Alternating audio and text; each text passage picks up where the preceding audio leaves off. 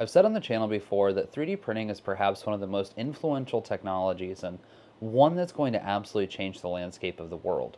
And in the case of C3D, that is absolutely the truth. Growing up as a kid, I always heard the phrase, look with your eyes, not your hands, whenever we went to a fancy store. And the reality of the world is, for many folks who are vision impaired, that's not exactly an option.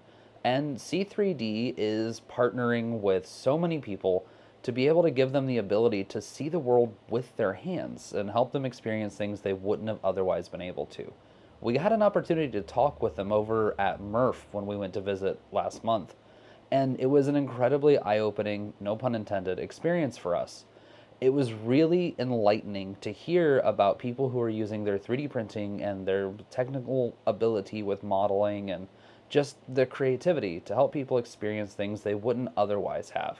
So sit back and let's take a listen to hear what our friends over at C3D have going on, and maybe it'll help inspire you. All right, we're here with Susan from See3d, and Susan, what can you tell us about See3d? Well, hi, first, I thank you, Ram, for stopping by. Yeah. But See3D is a nonprofit, a 501c3 registered nonprofit out of Cincinnati. Okay. And we organize the printing and distribution of 3D models for people that are blind for educational purposes. Okay. And we also connect the people that are blind and sighted through the 3D printing world so everyone can gain a new perspective. That's really cool. How did you get into that? Well, it started off that our daughter started when she was in 6th grade. Okay. She got to get car sick in the car. So she's like, I think I'm going to start learning Braille so I can read in the car without getting sick. Interesting. Yes. So she's actually started then she, in her high school, did some research. Okay. Went, took it to some competitions. Worked with her high school, then took it to college at the Ohio State University. Okay. And then there they helped her turn it into a nonprofit. That's really cool. Funny enough, I'm from Mansfield.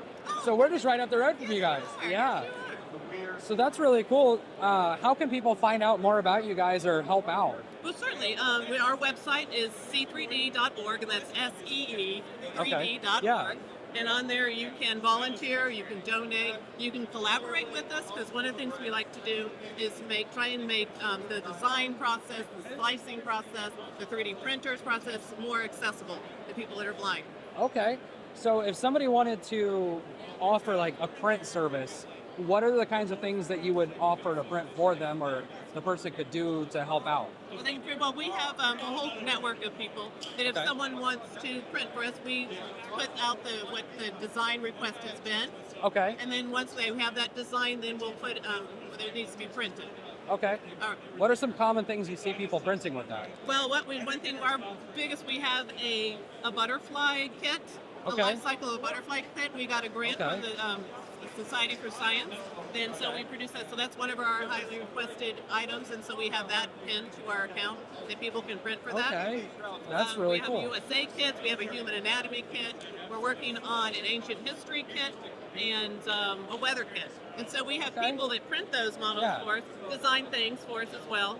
And then we have people that write our learning guides or our model descriptions. That's really cool. We put them in large print and Braille. We have people that Braille for us as well. Okay. So how long have you guys been doing this? It started in 2017, became a registered nonprofit in 2019. That's really cool. And we've sent out over 5,000 models or files even to 25 countries and 50 states and territories as well. Wow, okay, so you guys are all over the place. We certainly are. Right, and we even have a mentorship program that we started, another grant we got through the Society for Science that started, we have started 5 3D printing programs in schools and things, like one in Sierra Leone, one in Turkey, and then 3 in the United States, with another state working on this summer. That's really awesome. Yeah. I really appreciate the time. Well, thank you. It was really nice to meet you. Great, thanks so much, Fred. Thank you. 3D printing is probably the most interesting technology that we've really got to experience a true boom of over the last handful of years. And it's adding so much value into people's lives. Whether you're printing toys for a toy drive like Loyal Moses or helping the folks over at C3D, your 3D printer can do a lot more than just make you fancy knickknacks and trinkets. You can actually use your 3D printer to improve somebody's quality of life. And I really enjoy these accessibility type prints, or just ones that help people experience sensations they might not otherwise have. And because of our inspiration, we're definitely going to be looking at how we can get more involved with something like C3D, if not them directly. And for a future video, we're going to actually do an accessibility prints. Basically, we'll do one of our top 5 prints videos, and the entire theme will be models that are printed to increase accessibility for people who might have a more difficult time than you or I do. And if that's something that you're interested in, be sure to subscribe and hang out while we learn how to make someone's life better with 3D printing.